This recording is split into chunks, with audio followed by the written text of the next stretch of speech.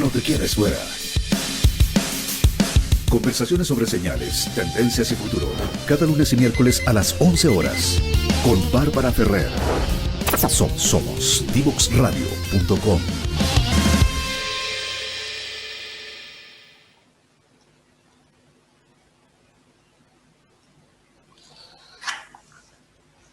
Estamos de vuelta en Frecuencia Memética en Divox Radio. Estamos junto con Daniel Fernández. Bienvenido, Daniel. Gracias por aceptar la invitación. Hola Pablo, buenos días a todos. Buenos días. Comentaba al inicio, como que, bueno, nosotros venimos de alguna forma, como en nuestro trabajo, anticipando un poco estos movimientos, estas cosas, lo que iba a suceder. Yo creo que es bastante inesperado para todos los resultados. ¿Cómo lo viste? ¿Qué áreas podemos ir destacando en este nuevo proceso? Bueno, como dices tú, este es una trayectoria que viene de hace bastante tiempo. Ya el 2014, cuando contigo en la nueva élite decíamos, viene un remesón, ¿ya? Y la élite está perdiendo control por falta de conciencia. Luego se fueron dando varios fenómenos. Uno de ellos fue la disrupción social del conflicto, luego fue el plebiscito. Entonces, si uno mira ahora en retrospectiva, ve todo bastante coherente. O sea, nosotros decimos una sorpresa, pero si uno lo analiza en perspectiva, no es mucha sorpresa. Si al final muchos de los grupos que hoy día destacaron son los grupos que el 2014 se quejaban, que el 2016 se angustiaban, que el 2019 irrumpieron en un estallido social y que en el plebiscito concurrieron a votar y en un 80%, bueno, no todos en ese 80%, pero una gran mayoría dijeron queremos una nueva constitución. Lo lógico es que ese grupo tome un rol importante en el desarrollo de esa nueva constitución y no que sea desplazado, ¿no es cierto?, por quienes son vistos como haber generado una trayectoria política y social que hoy día es cuestionada. Y si tú te fijas, votaron, eso sí es raro para mí, digamos, por lo menos votaron 6 millones de personas, 1,5 millones menos que para el plebiscito. Entonces, no se canalizó suficientemente en participación y no se puede hablar, antes se decía, es que no hay representación, el binominal no deja, bueno, hoy día la representación era casi infinita, o sea, podéis tener para elegir lo que quisiera. Sí, de alguna forma, como, si bien hubo 1,5 millones, que fue algo que a mí también me sorprendió, 1,5 millones menos de votos, la composición que se dio sí mostró un poco las fuerzas que estaban ahí pujando y que, tal como dices tú, o sea, si uno lo mira desde la perspectiva de las élites gobernantes, una sorpresa y probablemente no se lo esperaban de esta forma, digamos, pero efectivamente tiene una coherencia en un avance, en un cambio sostenido, en la forma de querer abordar Chile por los chilenos, digamos, y en ese sentido, como hay ciertas pistas evolutivas que fueron apareciendo cuando se empiezan a articular los independientes, cuando empieza a salir la voz de los independientes pidiendo espacio, y que de alguna forma es con todo el respaldo que había, o la falta de respaldo que había hacia los partidos políticos, era como el lugar donde podía aparecer alguien, donde estaba la nueva élite que nosotros estábamos planteando en algún minuto. Claro, si tú te fijas, estaba pensando cuando hablabas de hacer un paralelo con el mundo de la empresa. En el mundo de la empresa, por ejemplo, hay personas que controlan la empresa, ¿no es cierto?, los controladores. Y de repente se produce, ¿no es cierto?, una toma de control o de acciones. A veces incluso se habla de hostil, ¿eh? Cuando alguien de afuera va y toma ese control sin que el controlador quiera que eso suceda. Que son las compras de acciones hostiles. Bueno, esta fue un poco hostil al principio, pidiendo espacio, pero lo que es eso, lo que miramos hoy día es una toma de control de los resabios de un binominal respecto de una dispersión de personas, movimientos, fragmentos. Esta es si fuera una empresa, sería una compañía más diluida, digamos, con mucho más accionistas. Que fue, como tú dices, lo que nosotros anticipamos, que la nueva élite no era un relevo de este grupo por este grupo, sino que era una horizontalización en el control de las variables de la sociedad. Entonces, ahora, dicho eso, creo que hablar de independientes como un paquete también es un poco nebuloso, porque yo creo que la pregunta que uno puede hacerse hoy día es, Me acuerdo en octubre decían, ¿de dónde salieron todos estos? Decía la élite. Y la pregunta es, ¿quiénes son todos estos hoy día? ¿Eh? Estos otros independientes. Porque entre Daniel Stingo, esta señora Pikachu y, no sé, Patricia Pulitzer o Benito Baranda, de hecho unos son RB, otros son independientes no neutrales. Hay ideas distintas, hay lineamientos distintos. Entonces pensar que ese es un bloque aglutinado que pretende lo mismo, creo que es un error. Hay mucha dispersión dentro de ese bloque.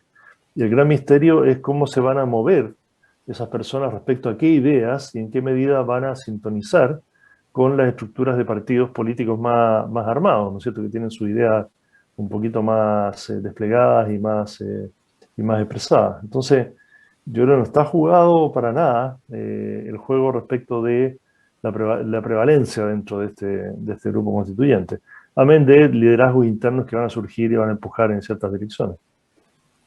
Claro, y de alguna forma también esta distribución de poder que sucede, como esta atomización del espacio, que en realidad no es un espacio de poder, es un espacio, digamos, inicialmente para poder entrar a construir esto, más que un... Pero de alguna forma como da cuenta de los fenómenos que estamos viviendo a nivel global, o sea, da cuenta de un cambio, definitivamente un cambio evolutivo en la forma de liderar, en la forma de ser conducido, en la forma en la que las personas quieren ser conducidas. Entonces, al abrir el juego, también de alguna forma se pone, con esta alta fragmentación, se pone en juego el presidencialismo, en la forma como estamos abordando este desafío. O sea, como ya en esta estructura, si esta estructura se sostiene, no va a dar con una estructura presidencial como la que tenemos, digamos, no va a poder formar gobierno nunca. Yo creo que junto con la destrucción del trinominal, porque habíamos pasado un binominal a un trinominal, en el fondo cuando Claro. la izquierda del Frente Amplio emergió, hoy día tenemos una fragmentación muy grande de visiones y de grupos y de personas. Esa fragmentación no se sostiene con un sistema presidencial. Yo creo que simplemente, si bien durante el gobierno del presidente Piñera vamos a haber visto el término del presidencialismo por la vía práctica, cuando los alcaldes toman control durante el movimiento de octubre, claro, y hacen un plebiscito y luego el Parlamento toma el control empujado por los alcaldes y dice vamos a hacer esta cuestión y el gobierno tiene que subirse. Yo creo que eso es una típica maniobra, en el buen sentido de no presidencialismo, del parlamentarismo. Entonces, este ya es un régimen, ya hemos visto mucho también cómo han tomado iniciativa los parlamentarios, es un régimen parlamentario de facto, pero yo creo que con esta realidad de hoy día es absurdo tener un régimen presidencial. O sea, imagínate la posibilidad de tener un partido político que gobierne, es imposible, o sea, va a tener siempre un 10-20% de los votos. Y por otra parte, la historia demuestra, tanto en los últimos gobiernos de Bachelet y Piñera, que van cayendo en su popularidad a un punto tal que llegan a niveles entre el 10 y el 20%. Entonces, y con un parlamento que no es funcional o que es opositor. Entonces, nadie puede gobernar así. Lo lógico, como sucede en Europa, en los países más desarrollados que tienen régimen parlamentario, es que los gobiernos caen simplemente por caída natural y se arma una nueva coalición que tiene en torno a un programa, tiene una mayoría y que logra gobernar. Yo creo que eso para mí es un hecho clarísimo y creo que la Constitución la nueva Constitución va a tener que refrendarlo. Aquí aparece algo como que de alguna forma como aquí hay un cambio de juego, o sea, porque en esta estructura los partidos tradicionales quedan definitivamente offside y no tienen el chip para poder escuchar, para saber cómo lidiar, y van a tratar de llegar lo más probable con sus mismas máquinas de siempre, digamos, con sus mismos, tratando de armar el bloque para llegar a juntar el tercio, los 2 tercios. Y estos independientes, ¿no? que bien dices tú, digamos, tampoco tenemos tanta claridad de qué es lo que hay dentro. No necesariamente van a actuar como bloque, y no necesariamente se van a alinear, y definitivamente sí, la mayoría está por un proceso de cambio, digamos, pero muchos de los que están por ese proceso de cambio también ven a lo que es la exconcertación como parte de lo que hay que cambiar. Entonces, no es un voto ganado necesariamente. Sí, yo creo que... No, es que hay tres, me gustaría distinguir en tres, aquí hubo 3 elecciones, ¿no es cierto? Y son sí, de carácter diferente, o sea, igual es sorprendente, ¿no?, los alcaldes, el nivel de control que toma, por ejemplo, el Partido Comunista en municipalidades emblemáticas, sí, o por ejemplo, por ejemplo, Revolución Democrática en lugares emblemáticos, o el Frente Amplio. Entonces, hay un poder territorial diferente también. No solo que la Convención Constituyente tiene un buen número de independientes, sino que hay una distribución territorial diferente del poder que permite articular campañas también. El control territorial es muy, muy importante en las campañas presidenciales. Entonces, por ejemplo, la red que se armó en torno al Partido Comunista, sectores más de izquierda, más de ese lado, a Jadwe lo beneficia muchísimo. O sea, le potencia su candidatura de una manera muy, muy fuerte. Entonces, segundo, hay una coalición de gobernadores. Los gobernadores sabemos que no van a tener muchas atribuciones, así que no es tan importante, pero representan a muchas personas, digamos, las votaciones son grandes, ¿te fijas? Entonces, también ahí hay un cierto poder político. Y luego está la convención, que tiene otro rol. Y respecto de la convención, la pregunta que debemos hacernos, creo, es ¿cuál va a ser cómo va a ser el funcionamiento de esta convención? Tú y yo hemos dicho que muchas veces la forma tiene más importancia que el fondo, en este sentido, cuando se crean condiciones de convivencia determinadas. Entonces, ¿van a convivir sanamente en una conversación o se van a parapetar en trinchera y en doctrina? ¿Cuál va a ser el mecanismo, el reglamento? ¿Qué nivel de participación va a haber de la persona? Porque muchos de los independientes son independientes con intereses muy específicos, que van a empujar por esos intereses particulares, no necesariamente por ideas. Entonces yo no sé cuál va a ser la capacidad de debatir de esas personas, ¿no es cierto? Y lo otro también que hay que tener mucho cuidado desde el punto de vista de la Convención, creo que esta es una constitución que es para el futuro, no es para ahora, ni para el pasado. Entonces, nosotros estamos en una nueva era. Entonces, ¿cómo dar cuenta la Constitución de la nueva era cognitiva, del mundo de las tecnologías, de los riesgos de la inteligencia artificial, etcétera? Tenemos que tener cuidado de que no sea una Constitución para saldar las cuentas del pasado con la élite. Es decir, aquí lo que vamos a hacer es a pasar la planadora por la élite, que siempre nos ha... cuidado, hay que construir para el futuro. Hay que construir, eso es una Constitución, construir para el futuro. Entonces, no sé si esa dinámica va a prosperar realmente. Sí, lo que tú dices es bien relevante, digamos. Primero, como la falta ideológica en mucho que hay en toda la gente que entró. O sea, como aquí hay más causas que ideología, digamos, como hay harta causa. Y eso probablemente en esa causa van a tener opinión, van a tener fundamento, van a tener historia, pero en el resto de los puntos necesarios para tocar la Constitución van a estar ahí en la conversación, y eso va a suceder en esa relación que se dé, en esa forma que tengan de decidir internamente, en la forma que generen de conversar. Y por otro lado, como si miramos de alguna forma esta nueva lógica que entra, y pensamos que puede haber un grupo tratando de cuidar el modelo, que va a querer defender, llegar al tercio, digamos, para que porque muchas cosas no se muevan, y lo que decís tú es bien relevante en cuanto a que ¿cómo nos paramos de aquí al futuro? Digamos, ¿cuál es el Chile y ni siquiera el Chile que estamos habitando hoy día, digamos? ¿Cuál es el Chile que vamos a empezar a construir para que nos dé fruto probablemente en una generación más? O sea, porque las reformas estructurales, en muchos casos que se van a venir, no son de corto plazo. O sea, hay una mirada que es muchísimo más grande que el gobierno de turno que va a venir, que va a agarrar la nueva Constitución y la va a empezar a implementar. Entonces, esa conversación de futuro, ¿dónde se va a sostener? ¿Quién la va a sostener? Digamos, ¿quién la va a cuidar? Claro, porque, a ver, una pregunta clave es, ¿con la nueva Constitución vamos a defender el capitalismo de los capitalistas? Como decía Luigi Zingale hace ya 20 años, porque los capitalistas, o los que han controlado, lo han hecho mal, han hecho colusiones, ¿no es cierto?, han primado sus intereses, de alguna manera ha habido abuso, falta de empatía y sensibilidad, y por lo tanto eso es lo que tenemos que cambiar y conservar elementos claves del modelo, como la libre competencia, como la propiedad privada, como los sistemas de concesiones, etc.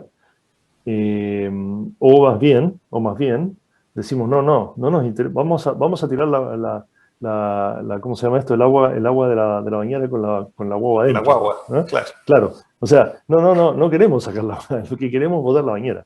Entonces, y eso es lo que se ha visto en gran medida con el tema de las reformas o los porcentajes de las pensiones. Al final uno se pregunta, ya, pero es dentro del sistema, por así decir, de mercado, en que se pretende darle más recursos a las personas para que se activen en sus capacidades económicas para poder subsistir. ¿Ese es el objetivo? De mucha gente sí, pero por otra parte hay un objetivo subyacente que es no queremos más este sistema. ¿Te fijas? Entonces, esa discusión yo creo que va a prevalecer, va a estar presente y y sectores de la antigua, entre comillas, concertación van a ser funcionales al primero, junto con la derecha, en algunas cosas. Algunas cosas, Y otros sectores no. Entonces, es cambiar el modelo o corregir aquellas inequidades del modelo. Porque cuando es cambiar el modelo tampoco se sabe por qué. Otra cosa, que tampoco resulta que es una varita mágica en algún otro país, por decir así. Entonces, a mí lo que me preocupa es estas causas empujando un cambio, sin una claridad, como dices tú, ideológica ni conceptual de qué queremos, tratando de derruir un mundo capitalista que ha sido injusto. ¿Qué queda de eso? Es bien ambiguo. Claro, porque hay en esa construcción desde la causa, también pierdo perspectiva, digamos, también pierdo perspectiva porque también tenemos que ver cómo hay que generar un sistema que genere la recaudación suficiente para poder sostener las nuevas demandas, para poder sostener las nuevas lógicas, y si nos ponemos cada uno a pelear por nuestra propia causa, vamos a tener una crisis presupuestaria, digamos, no vamos a tener cómo resolverlo. Y esto nos va a permitir poner la conversación de los mínimos viables, digamos, de los mínimos necesarios para poder, lo que nosotros planteamos en Invisible, digamos, como para que pueda existir meritocracia, por ejemplo. O sea, como, ¿qué piso nos tiene que dar esta nueva Constitución para que podamos ascender socialmente, movilizarnos socialmente en función de nuestros méritos con una base común de piso, digamos, para que eso pueda suceder? Entonces, ¿cómo jugar ahí sin perder perspectiva de lo grande que se está haciendo y sin soltar las causas que cada uno tiene adentro y en su legítimo interés y en el legítimo interés de sus electores? Mira, hay una columna de Peña hoy día en el Mercurio que es bien aguda en lo siguiente, no comparto todo, pero sí es aguda en lo siguiente. Él dice, es la hora de la voluntad. Yo diría del voluntarismo. En el fondo, y dice, lo que pasó con la pandemia muestra a la gente que sí se puede, o sí se podía, porque al final, ¿qué hemos hecho? Entre una emergencia, el país se ha endeudado a niveles increíbles, digamos, más del 50% del PIB, y probablemente va a crecer. Entonces, había recursos, había miles de millones de dólares, y además había fondos de la AFP que podíamos usar. Entonces, lo que tú dices de la limitación presupuestaria como marco, es algo de lo cual no hay conciencia en la mayor parte de los grupos, ¿no es cierto?, que todos tienen causa o que están participando ahora, a partir de ahora, en la convención.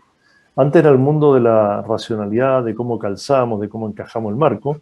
Hoy día es el mundo de la voluntad. Si queremos algo, se puede conseguir. Por lo tanto, hay que conseguir las mayorías para que esa voluntad prospere.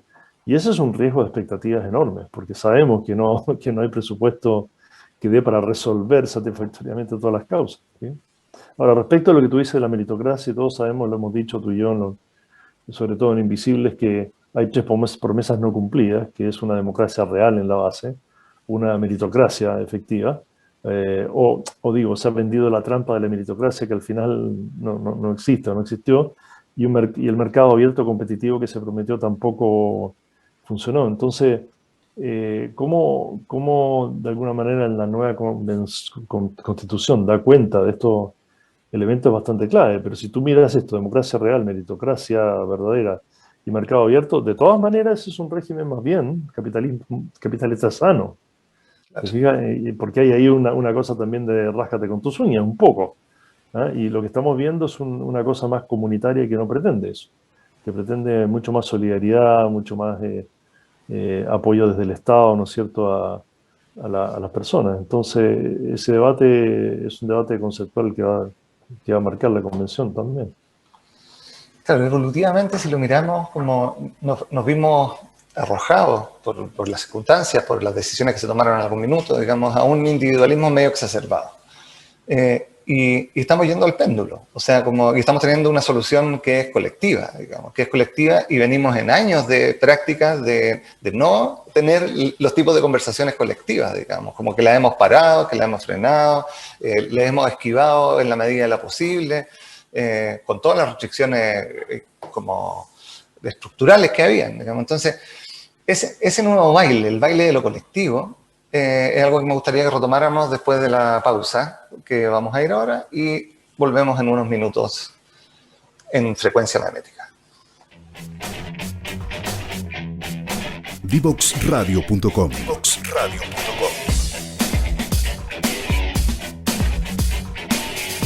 Conversaciones que simplifican lo complejo.